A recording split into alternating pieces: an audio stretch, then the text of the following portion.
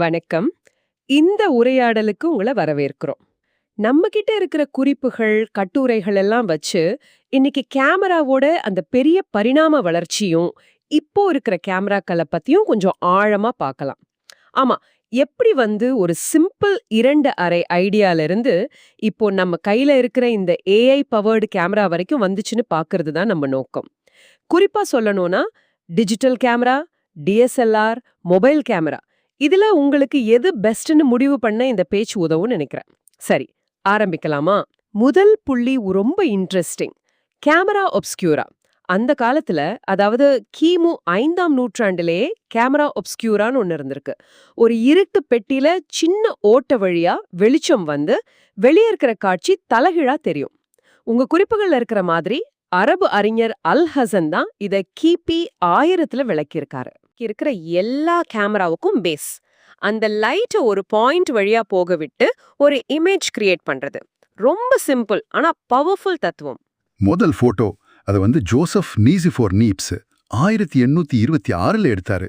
ஆனா பாருங்க, அதுக்கு பல மணி நேரம் ஆயிருக்கு. நினைச்சு பார்க்கவே கஷ்டமா இருக்கு. ஒரு படத்துக்கு அவ்வளோ நேரமா? அப்புறம் 1839ல லூயிஸ் டாகர் கொஞ்சம் சுலபமாக்கினார். ஆனா பெரிய மாற்றம்னா அது 1888ல ஜார்ஜ் ஈஸ்ட்மனோட கோடாக் பாக்ஸ் கேமரா தான். அவங்களோட அந்த வாசகம், you press the button, we do the rest. இது போட்டோகிராஃபியை எல்லார்ட்டையும் கொண்டு போச்சு இல்லையா? கரெக்ட். டெக்னாலஜி சிம்பிள் ஆக ஆக அது எப்படி எல்லார்கிட்டயும் பரவுதுங்கிறதுக்கு இது ஒரு சூப்பர் உதாரணம். ஒரு கஷ்டமான விஷயத்தை ஈஸியா ஆக்குனா அது எல்லாருக்கும் போயிடும். அப்புறம் 35mm ஃபில்ம், கோடக்ரோம் கலர் படங்கள், டக்குன்னு போட்டோ வர்ற போலராய்டுன்னு நிறைய ஸ்டெப்ஸ். 1975ல கோடாக் இன்ஜினியர் ஸ்டீவன் சாசன் முதல் டிஜிட்டல் கேமராவை உருவாக்கினார். ஆமா, ஃபில்மே இல்லாம சென்சார் வச்சு படம் எடுக்கிறது, அது ஒரு பெரிய ஜம்ப். ஆனா அது பாப்புலராக 90கள் வரைக்கும் ஆச்சு. ஃபில்ம்ல இருந்து டிஜிட்டலுக்கு மாறினது பெரிய மாற்றம். போட்டோவை உடனே பார்க்கலாம், கம்ப்யூட்டர்ல போடலாம், ஈஸியா ஷேர் பண்ணலாம். டேட்டா ஸ்டோரேஜ், ஷேரிங் இதுலெல்லாம் புரட்சியே பண்ணிடுச்சு. அப்புறம் 2000ல ஷார்ப் முதல் கேமரா ஃபோன் கொண்டு வந்தாங்க. இப்ப பாருங்க, நம்ம பாக்கெட்லயே ஏஐ, 4-5 லென்ஸ், 4K 8K வீடியோன்னு ஒரு ஸ்டூடியோவே இருக்கு. இந்த வளர்ச்சி அபாரமானது. சரி, இப்ப நம்ம கிட்ட இருக்கிற இந்த 3 முக்கிய வகை கேமராக்களை ஒப்பிட்டு பார்க்கலாம். உங்க குறிப்புகள் படி டிஎஸ்எல்ஆர், மொபைல் கேமரா, இன்னொன்னு ஆமா, அந்த point and shoot digital camera. இப்ப அதோட தேவை குறைஞ்சாலும் அதையும் சேர்த்துக்கலாம். ஸோ டிஎஸ்எல்ஆர், மொபைல் கேமரா, அப்புறம் பாயிண்ட் அண்ட் ஷூட்.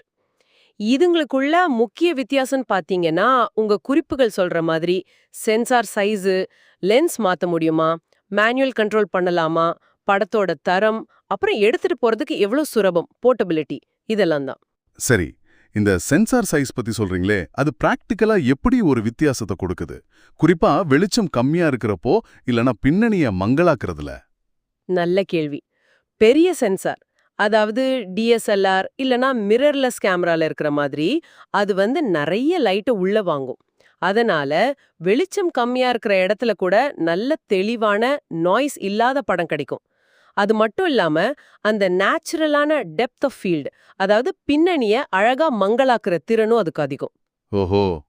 மொபைல் போன்ல சென்சார் சின்னதா இருக்கிறதால இந்த விஷயங்கள்ல அது கொஞ்சம் பின்தங்கி இருக்குது.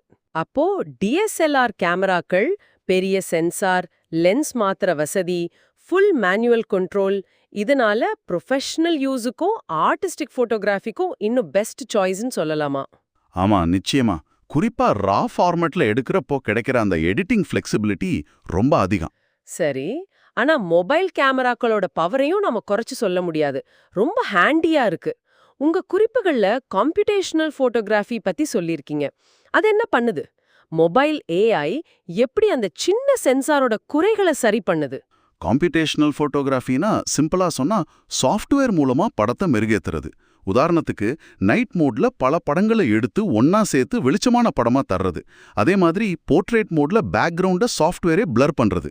இதெல்லாம் சின்ன சென்சாரோட குறைகளை ஓரளவுக்கு சரி கட்டுது. கேமரா தர்ற அந்த உண்மையான ஆப்டிக்கல் குவாலிட்டி, அந்த டீடைல்ஸ், நேச்சுரலான போகே, இது கூட இப்போதைக்கு அது போட்டி போட முடியாது. ஏஐ பண்ற பிளர் வேற, லென்ஸ் பண்ற பிளர் வேற. புரியுது. அப்போ தேவை என்னங்கிறத பொறுத்துதான் இருக்கு. ப்ரொஃபஷனல் குவாலிட்டி, ஆர்டிஸ்டிக் பார்வை, பிரிண்ட் எடுக்கணும்னா ஒரு டிஎஸ்எல்ஆர் இல்ல மிரர்லெஸ் நல்ல இன்வெஸ்ட்மெண்ட். அதுவே டெய்லி யூஸ், டிராவல், சோஷியல் மீடியால போடுறதுக்குன்னா ஒரு நல்ல ஹை அண்ட் மொபைல் கேமராவே போதும்னு தோணுது. பாயிண்ட் அண்ட் ஷூட் இப்போ கொஞ்சம் அவுட் ஆஃப் ஃபேஷன் மாதிரி ஆயிடுச்சு. கரெக்டா சொன்னீங்க.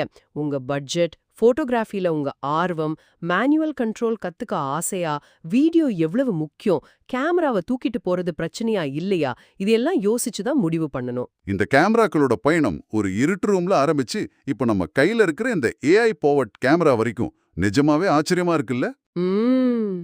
அடுத்த தடவை நீங்க ஒரு போட்டோ எடுக்கும்போது அந்த ஒரு செகண்ட்ல உங்க கையில இருக்கிற டெக்னாலஜிக்கு பின்னால இவ்ளோ பெரிய வரலாறு, இவ்ளோ வளர்ச்சி இருக்குன்னு கொஞ்சம் நினைச்சு பாருங்க. ஆமா, போட்டோகிராஃபிங்கிறது வெறும் நினைவுகளை சேமிக்கிறது மட்டும் இல்ல, அது நம்ம உலகத்தை பார்க்குற விதத்தையே மாத்திருக்கு. எதிர்காலத்துல இந்த ஆக்மெண்டட் ரியாலிட்டி ஏஆர் மாதிரியான டெக்னாலஜி எல்லாம் கேமராவோட இன்னும் சேரும்போது நம்ம பார்வை, நம்ம எக்ஸ்பீரியன்ஸ் எல்லாம் இன்னும் எப்படி மாறும்னு நினைக்கிறீங்க? யோசிச்சு பாருங்க.